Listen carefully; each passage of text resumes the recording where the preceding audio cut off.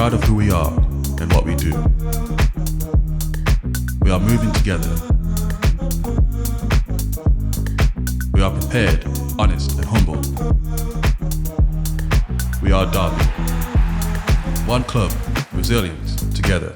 Hello and welcome to One Club, the Derby County podcast. It's the place where we take you behind the scenes at Pride Park and Moor Farm, giving you insight that you won't get anywhere else. We'll be with you throughout the season, joined by people from across the football club, from the players and the first team staff, of course, but also those you maybe don't know and have maybe never even heard of. Right now, pre-season is in full swing. Later, we'll talk to the man who I think maybe has one of the most important jobs at the football club, the pitch whisperer himself, Head Groundsman Paul Thompson. But we're going to start with the men who are putting Derby's first team through their paces out in Spain at the moment. They've put the plan together and they are the ones executing it. We invaded the coaches' room to talk to them at Moor Farm last week. I'm talking about coaches Matt Hamshaw, Richie Barker, and of course, the boss, Paul Warne. Before we get to Spain, and I know there are interesting things that happen on that trip, do any of you have particular memories of pre-season as a player? We always hear about how gruelling these things can be. Yeah, I've got a belter, which you definitely were part of, but we used to, obviously we played together, so when we were at Rotherham, we were a really fit, athletic team, and our pre-seasons were brutal. They're not like that now. They're not, are they? They're just a lot more scientific, and the players have probably come back in a lot better nick than some of my teammates possibly did. So, but we used to do this run, it was called a pylon run, and it was a kilo on a Friday, when Friday at the end of the first week. It was horrific. You had to go up hills and everything. You had to do 3 laps, but I always remember our manager, Ronnie Moor, was sitting in his car on the slope at the top, and he'd like undo the window to shout at you when you went past every now and again. But the funny thing was, I don't know, I love playing for Ronnie, so I'm not criticising him. I don't know if he'd done it through genius or fluke, but it made us so angry as players that he was sitting in his car on a slope that we used to run, and when we used to run past him, we used to freaking... So I always remember those pre-seasons, and that was the same pre-season that one of the players collapsed in it, didn't he, in the run-in? Yeah. Man down. So I definitely remember that one was a fun one for me. And then I've had ones where I've gone to like army camps and that, which I buzz off, because obviously I see myself as a military man, so that would have been perfect for me. Hammy, you look sort of haunted in the corner. Have you got anything for us? I had pre-season. It really worked for me, pre-season. I've done like they've said. I just think it's miles different now to when we played. Obviously, like last game of the season had happened, and you kind of did what you wanted in summer. Really, I hate to say, but you did. And then you come back and you got fit for the first game. These two didn't, because these two were like freaks and machines. But most players did. So they went away, enjoyed themselves, put a few pounds on, come back. Might have been a little bit over at first day and then got it off at first game of the season. Whereas now you can't do that. But I've seen all sorts, like lads like pretend that was, so they were at this lake run round the forest, like it's just been saying. You tended to go at woods or up hills or whatever else. There weren't, very rarely were you on a football pitch if you run, oddly. So there were a big lake run that we did, and in end, lads found out that you could easily pretend that you just go across top at Reservoir and not do the big loop. So it were like 2 loops, and you get like a group. It started off with 1, and then it turned into 3, and then there'd be 4 or 5.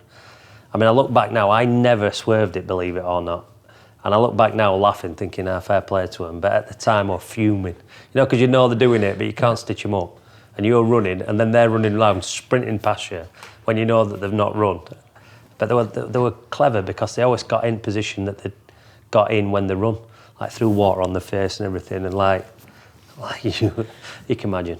I'd swear, but I can't swear on here, can I? So, but no, it's I mean, I know I've used an analogy already about taking a tablet. Gaffer always says it to them out there. We wish we could give it them and be ultra fit, but unfortunately you can't. They do come back miles better. But like, for example, we did a dribble track last 2 days with them. And if you do that dribble track with them probably in 10 days' time, they'll think it's dead easy. They did it yesterday, and like they were blowing. So you have to get them up to speed, and once the ball comes out and football starts, it's a different level of fitness, really. And they have been threatened this summer. So at the end of the season, they got threatened with, not threatened, but look, we need to be fitter and stronger next year. We have to be. So, like, if you don't come back in good shape, then you'll have to just go and train with under-21s. We haven't got time to mess about. You'll have to leave the club or whatever the case may be. So they have come back in better nick. Like Hammy said, I laugh because, like, off-season, we would train. So if I was told I had to run a 5-minute mile, I'd try and run quicker. I used to be obsessive, and I used to be the fact that if Hammy was a much better player than me, so he didn't have these issues, but if a new striker came to the club or something, I think, well, I'm going to have to beat him. Like on the bleep test, I have to be the best striker. I have to be it. Like, so it was just, in us as, individuals, you just look at things differently, don't you? So if you spoke to some of our players, which would be hilarious, Mendes, I'm thinking, would probably doesn't think he has to win all the fitness tests because he's backs himself. Whereas a younger player would think, I'm going to get on the gaffer's good side here, which they do, by the way. It's a way to catch the eye, I guess. It is, but it is though. So, for example, like, we'll have a picture on the win wall, because we haven't got any wins yet. We'll have a picture of Kane Wilson put up there, because he won the mile times. And I know that, like, Callum Elder came second, and he's spewing that he came second, yeah. So it is a good way. And if you want to play for us, and you have to be able to run, and you have to be able to run in the champ for sure, it is a good way. You'd be stupid not to. They're self-employed, so and that's with respect to like all the conditionings and everything what goes on here. That they've come back in good nick. All their body fats are down, so it allows us to get going really quick. But in the old days, so to speak, we used to do this thing at Oldham where Shez used to stand at the top of a hill. We'd run through the woods, and there'd be staff everywhere, like just shouting abuse at you. And the run at the end was like 40 steps, but it was through the woods, and I was fit. And I used to think, I'm going to throw up here. Well, one of the players had to pull off to literally go to the toilet because his whole inners had just it was horrific. But that was how it was. If we did that with this group now, we'd have their lawyers on, their agents on. There'd be HR would be in here, like, you've been cruel. You've tried to get them better. Yeah, sorry about that. So it is different. It is more scientific, I suppose. But it isn't the same sort of fun, I don't think. Well, not fun, but it isn't designed the same way, I think it's fair to say. Let's talk about Spain. A week away seems to be a feature of every team's pre-season these days, and I do sometimes wonder whether clubs do things because everybody else is doing them, but I know you do put a lot of importance on that week, whether it's abroad or domestically. So what's the point of that week away, Richie? It's interesting because I was talking to somebody a few weeks ago about the number of foreign clubs that come to England to come and train, and you won't believe it now, but we're nearly in the middle of July and it's like 11 degrees and throwing it down with rain. So, although we are all wearing shorts, I would like to point out. Yeah. Well, we're living the dream, aren't we? He always wears shorts. We're pretending that it's July. So obviously there's a little bit of that. I think one of the things psychologically, firstly, is if you do a month at the same place every day, there's no games really at the end of it, and it can become a little bit stale. Everybody comes in for the first week, everybody's really pleased to see each other, everybody's really enjoying themselves. Then you get to the second week and it's a bit like, oh, we're still here. So part of it is a break, somewhere fresh, and I'm sure the manager will talk in a second about the stuff that we do in the evenings, meetings. It's an opportunity for new players to get to know each other, us to get to know them. But more importantly, it's about being able to get minutes. So, for example, one of the days we would do 3 sessions. We'll do a run in the morning at 7 o'clock, then we'll probably train at about 10:30, 11 o'clock, and then we'll go back out at 3:30, 4 o'clock. You can't do that if it's here because you have the logistics of, where do they go in between the sessions. Throughout the week, in the next couple of weeks while we're here, we'll train in the morning, in the afternoon and have lunch. But it can become a little bit more difficult in terms of, 3 sessions a day. Where do they go? Where do they rest? Do they have a sleep? All that sort of stuff. So being able to get the minutes into them, being able to get the information in, being able to just say, right, there's a meeting at 12:30 to talk about what we're going to do this afternoon. This is how the session looks, and this is why it looks that way. So realistically, you've got them for 7 days, and you've got them for 24 hours really. So if you want to have a meeting at 8 o'clock at night, you can, and we often do so, which I'm sure we'll talk about in a second from the non-footballing bit. which again you can't do if you're here, because logistically it doesn't work. Players have to go home and travel distances and all that sort of stuff. So you've got them for 7 days, you've got them for 24 hours, and it's a real good opportunity to get technical and tactical information in, the off the field stuff, the behavioural stuff and what's expected from us, and then really as well talking about what our aims and are for the season. And obviously we sat here 12 months ago talking about, right, what we're going to talk about of our aims when we're in Spain, and we talked about the whole stuff that everybody knows about, 2 points per game, finishing top for set pieces, we want to be in the top 2 and all that sort of stuff, the pressing, and obviously, fortunately that came good. So we'll be putting that information to them about, look, what does it look like, what do we want to achieve, what do we want to get out of it, and all that sort of stuff's a lot easier to put in when you've got them for 24 hours a day. How far back did the planning start for this trip? Probably when we first come together as a group. I know that sounds a bit daft because we've obviously not been at this football club all that time, but I think every trip is kind of roughly around the same principles. Like Richard's just touched on, you can get everything that you need in that week, really. And also, it's a good chance for us to get to know the players. Like, as you'll be aware, working here, there's a lot going on every day. There's a lot of people flying past. There's a lot of we get dragged out to do things and etc. So, and lads are down there.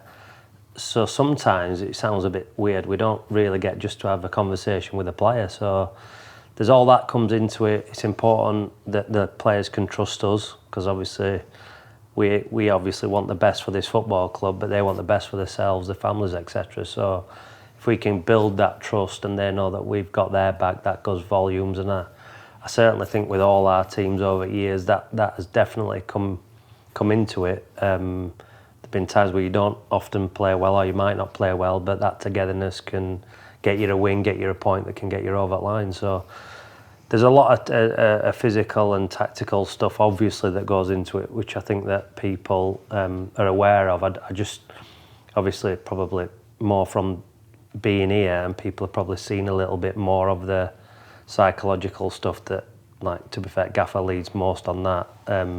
With a different idea that surprises me and Rich every year, I think, but generally there's something a bit mental comes out. But just really good. I think really brings lads together. I think you saw last year with obviously some of the speeches that lads given, and how it brought everybody closer. It did, and it don't matter who you was, or if you didn't know that person, you never met him. It's hard to not feel a bond with that person after opening up, which is a brave thing to do. And I know we say it all the time, but a group of men to open up in that environment, I think it's just a really powerful thing, and can probably gain you 10 points over a season. It sounds a bit daft, but it definitely can. Well, let's ask the man scientist then where he gets his ideas from. Because presumably, having heard the stories about what pre-seasons used to be like when you were players, you weren't, I guess, having meetings where you asked teammates to talk about their lives. So where does this come from, Paul? I don't know. Just my own life, really. I'm just interested in people, and I'm nosy. So I just want to know everybody in the room and everyone's story. And I just think that if you have a collective why, like why are we here, why are you a footballer, why are you a footballer at this football club, why are you playing for us? If you have a collective why and everyone's in it, I just think it's a powerful force. I don't think necessarily the best teams are the most successful teams, but I just think that the closest teams like overachieve. So, last year, if we were destined to get, with the ability we had, we were destined to get 86 points. We ended up with 92 points, potentially. I just think that when you have bad times, which this season, as last season and the season before and every season in professional sport, you're going to have bad times. It's the relationships you have within the building that keeps the boat afloat. So I'm obsessed with it. I am a little bit obsessed with it. And I like, if I'm spending a year of my life here or 4 years or however long we're here, I want to enjoy as much as I can, because it's still my own personal time, and that sounds selfish, but it is. I'm in my 50s, so I want to enjoy spending time with the players. But for that, I want to know them. And there's a part of me, obviously, there's the 10% sneaky part that I want to know things about them that I can use. I want to know how I understand why I knew something about players last summer that I didn't know going into that summer, that I'd inherited when we came. But there was certain things that I knew about their background and thought, well, that makes me understand them a bit more. When I give them feedback, they're always a bit on edge and a bit untrusting and things like that. So the whole collective why is a big thing. So this year they'll be talking about 4 H's. So it's like their history, their heroes, their heartbreak, and their hopes. So like I'll do it before we go, so everyone gets a feel of it. It won't be as long, and it was just nice for the new lads to sit there and listen to all the players, because I think I got a better understanding of who he is and vice versa. The lads will sit there, have been here a while. I mean, Fozzie's been here longer than the club has, so he'll sit there and think, oh wow, Jerry sounds a great lad. I get him a bit more now. I like him a bit more now. I might pass him the ball a bit more now. I might go and play table tennis with him now.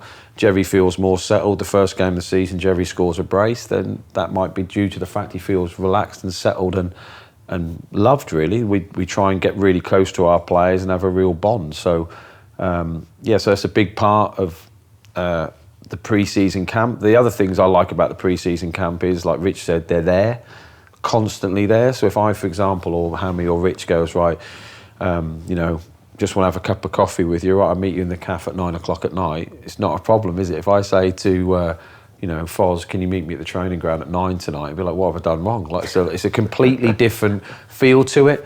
We'll obviously let them have some time as well. We'll let them play golf and let them have some time together. But the good thing for us as coaches, and we like to reinforce things all the time, is that we can put sessions on, like specifically for pressing. We can film it, we can show them it back, and we can show them our best examples of last year and say, right, this is how we're going to press this year. These are our triggers. This is how we want to look at possession. This is how and you just have a captive audience, because after dinner you have about a 45-minute, an hour window before they go full Netflix.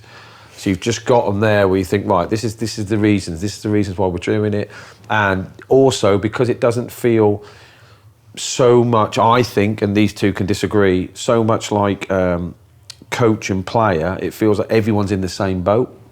So if you discuss things, I think people are more open and go, like, I don't understand, Gaffer, or Rich, you sure you want us to press like that? And then you can have more engaging conversations. It's weird. I just find it a lot more relaxed, and they're not rushing off to pick their kids up from school or to take the dog out or anything. They're just literally focused on football. And by the time you come back from that, you feel like the group are closer, and it's worth, like, if someone said to me we couldn't afford to do it, I would honestly take one less player in my squad and use the money, because I think it's that essential. The psychological stuff and the presentations that you talk about, do you have players that really don't want to do it, that find it very difficult?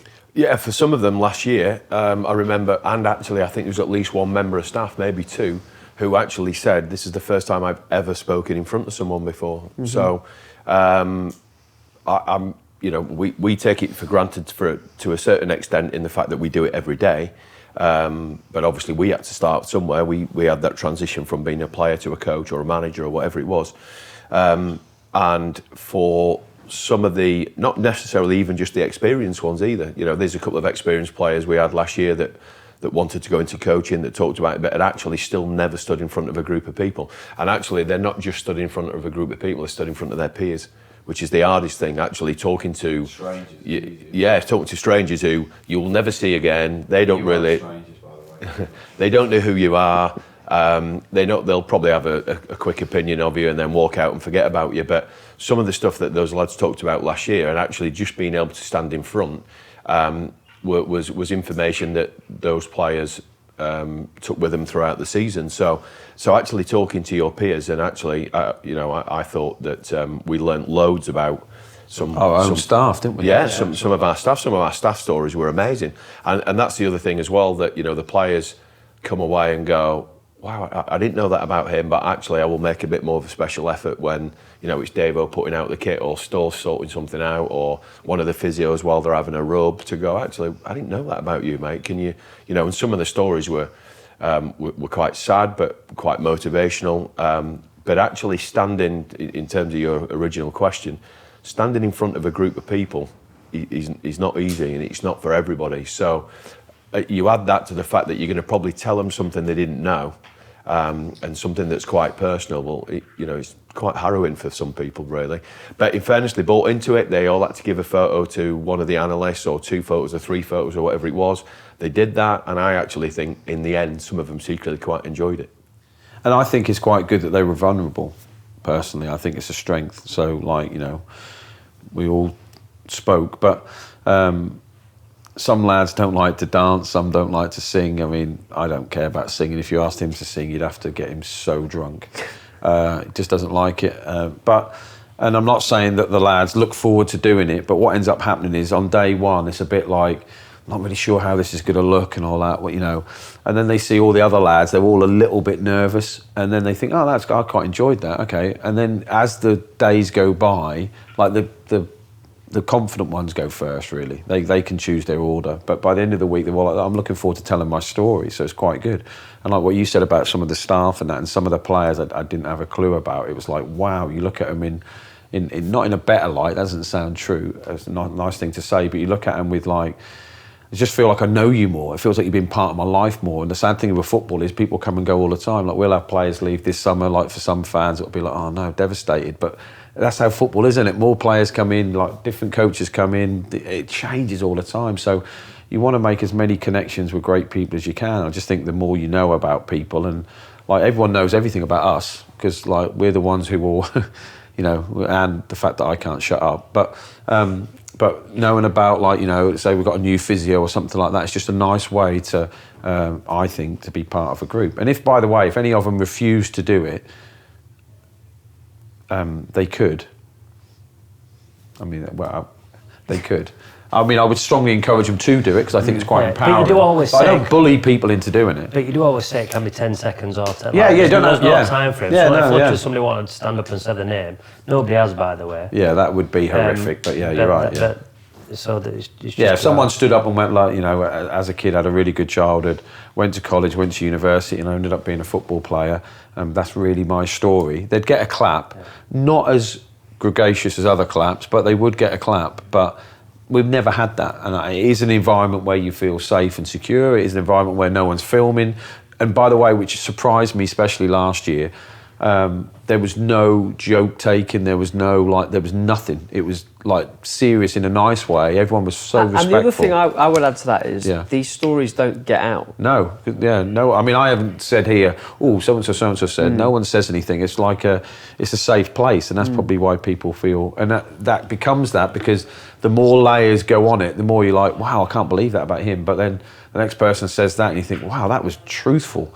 And I like I said, I like it. I mean, I like it for loads of other reasons. I like the fact that we're training somewhere different. I like the fact that, the lads don't have to drive an hour to get in. I like the fact that we all eat together. I like the fact the sun might shine. I like a lot of things. So I do love a camp, yeah.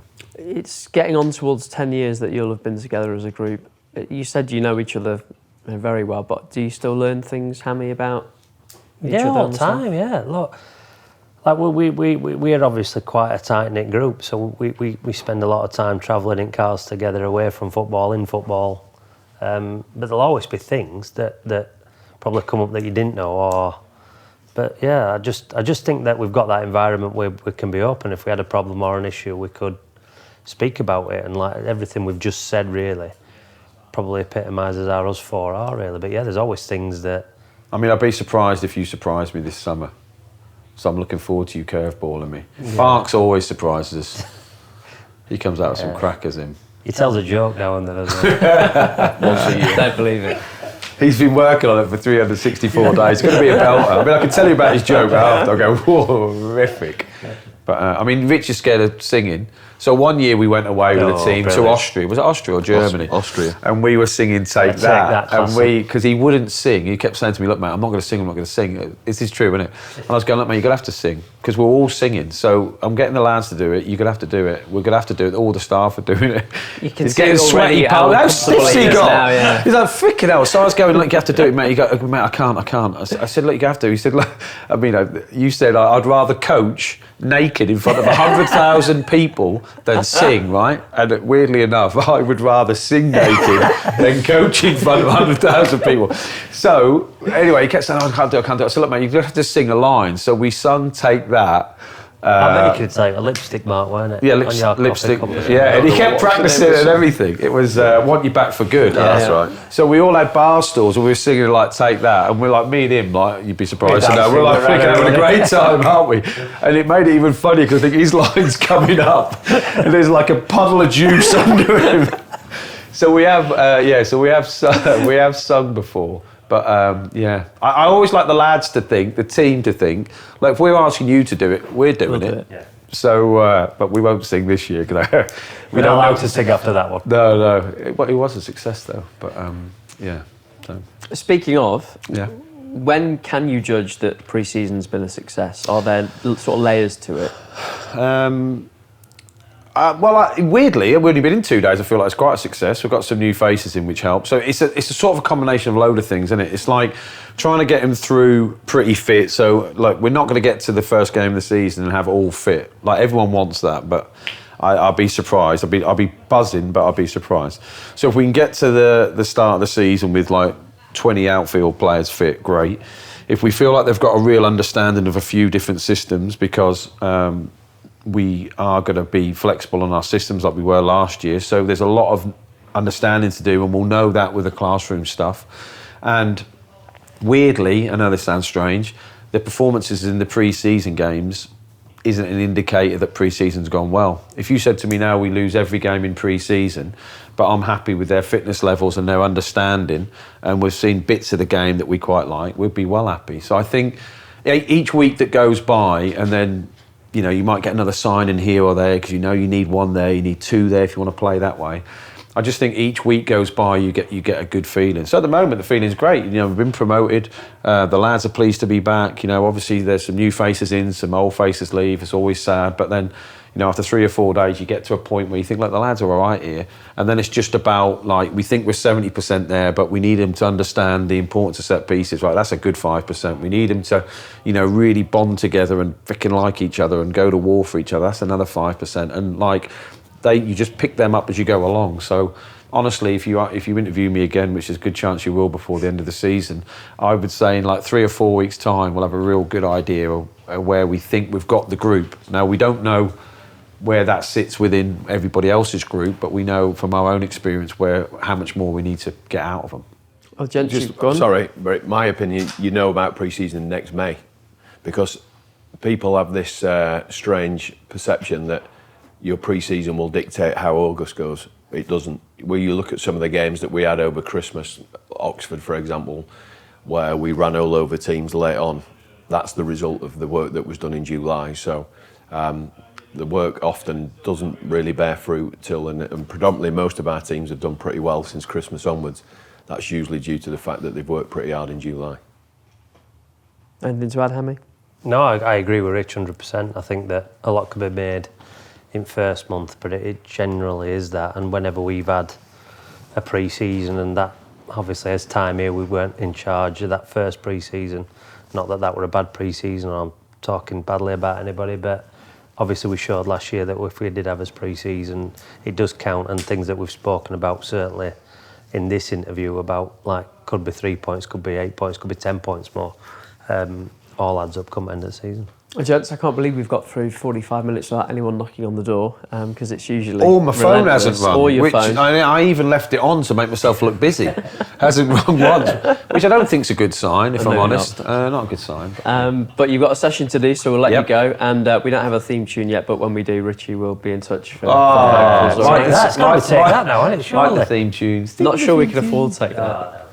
Thanks for your time, gents, as always. Thank you. Cheers, pal. Thanks, mate. I'm sure we'll speak to Richie, to Hammy and to Paul again very soon on the podcast. Maybe we'll make it our mission to get Richie to sing something for us before the season is out. Now, on to one of the unsung heroes of Derby County. You see his work and the hard work of his whole team every time you come to Pride Park Stadium. You probably realise quite how much they have to take care of. So focusing on and off the pitch as we get into pre-season, and the man with me now, Paul Thompson, head groundsman, is sort of perfect for that because it's an off-pitch role, but you look after the pitch. So what happens on the pitch can happen. And you've got a lot of pitches, including this one. I think this is pitch 12, which just to give people an idea of how far away this is from the main buildings at Moor Farm. Our camera op, Will, decided it was easier to drive here with his kit than carry everything. It's a big old site, isn't it? Yeah, it's a massive site. We've got 17 areas, grass pitches, and also 3 artificial pitches as well. Plus, of course, the surface at Pride Park. Yeah, the main pitch at Pride Park. Got a team of 12. We're all maintaining the pitches to the highest standard possible. Most of the work, apart from the pre-season renovations, are all done in-house as well. So what does a typical day, week look like for you? How are you splitting your time between sites? I mean, how many pitches will you actually work on in a typical week or so? Yeah, so my time's split with regards to first thing Monday morning, we'll have a schedule with regards to teams training all week, designate the pitches with regards to where we want them to train so we can manage the pitches and keep the rotation system so the pitches stay as best we can. Monday morning, general cut the whole site with the ride-on mowers. All the staff go out, set up for the first team and the 21s, 18s at about 10:30, 11 o'clock. Cut the pitch, set the goals up, apply the water, see the first team coaches and see if they're happy. Any more water needs applying, we apply the water before they start training. We talk about pre-season from the players' perspective as being the time when sort of the hard work begins. I guess for you, the hard work for pre-season started months ago, did it? Yeah, so we did a 3-phase renovation this year, with the academy being in until the June time this year. A bit of a change of plan to see how it went this year. So we decided to take out 6 pitches in the first to second week in April. For the first team, 21s and 18s to report back on. So we allow ourselves 8 to 9 weeks from completely stripping the surface to applying the seed to grow the pitch back in, ready for play. I'm always gobsmacked being in the office at Pride Park when and you can correct me on all the technical terms, but sort of the tractor's on there, stripping everything out, and you look at it and think, how is this going to be ready for a few weeks' time? And yet, it doesn't take too long before you start to see the signs of life and then the surface is ready. Everybody says to me at the end of the season, why are you ripping the pitch up? We're his own worst enemy. We try and keep the pitch as to the best standard as we can.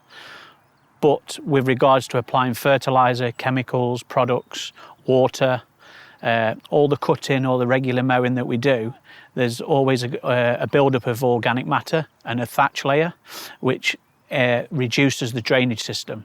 So if we don't take that top surface, it's normally about 10 to 12 mil off. And if we don't take that off, it becomes an issue later on in the season. Do you ever get worried it's just not going to grow? Like something's going to go wrong? Yes, always. With regards to warm weather, drought, rain, we've had a couple of instances this year where we started the second week in April down on the 2 first team pitches, and normally the seed is popped through, ready to have a look at and see what we can do within 7 to 10 days. This year, them 2 took 20 days due to the temperatures, the rainfall, and it just wasn't where we wanted it to be. So what are you thinking? Day 10, nothing's happening. What are you thinking? We're thinking that it will eventually pop through. You've got faith? You need an average temperature throughout the day and evening to get the grass growing, plenty of water, and eventually it does start to come through. You've got a great team here, a very dedicated team. Do you all have sort of a similar route into this? I mean, how did you become a groundsman? Well, I did work experience from school. Was it what you always wanted to do? And I helped at the local cricket club and went to do work experience at Derbyshire Cricket Club, and that's where I started my venture doing the groundsman and worked my way up to be a head groundsman at Derby County. And is that typical for a lot of your team, that sort of route? We've got 6 or 7 have actually gone from apprenticeship here to stay with us, working through us now, and 2 of the people that have been here 20 plus years have actually started here as well. How different is a cricket surface? I know the wicket is probably a bit more specific, but are the principles basically the same, preparing an outfield to preparing a football pitch? Outfield-wise, yes. Obviously, cricket pitches are completely different, but the actual outfield compared to a football pitch is generally the same. The only thing that probably they don't do as much as we do is water it as much as we can, really, for the ball to be slick as possible. And we know how important the surface is for the game, how important it is to the players. It often gets commented on home and away. What was the pitch like? What's your relationship like with the players? Do they sort of hold you in some sort of regard because you're the man that can produce exactly what they want? We aim to just try and keep the standard as best we can all year round. Obviously, sometimes we're governed by the weather. And the weather is our boss at the end of the day, depending on what happens pre-game, during the game, after the game. Winter could be a big issue. I always speak to the players, always have a bit of a chat and have a laugh with the players, and they give me a bit of stick for the pitch and stuff, but it's all general banter and we just have a good laugh at it. You give them a bit of stick for their playing, eh? No, I never comment on that. Well, Tomo, great to speak to you, and I understand now why you're always driving around on lawnmowers when we realise how far away this pitch is from everything else. No, it's a massive site. It's obviously, I'd said earlier, we've got 17 pitches and 3 artificials, but it's not just that. It's all the surrounding areas, all the banks, all the lawns. The team do an incredible job. We keep on top of it as much as we can, just to try and impress people and visitors coming into sight. Good to sit down with Tomo. We'll bring you lots more insight like that throughout the season. And if there's anyone in particular or anything especially you'd like us to look into, just leave a comment and let us know. Thanks for listening to One Club, the Derby County podcast. See you next time.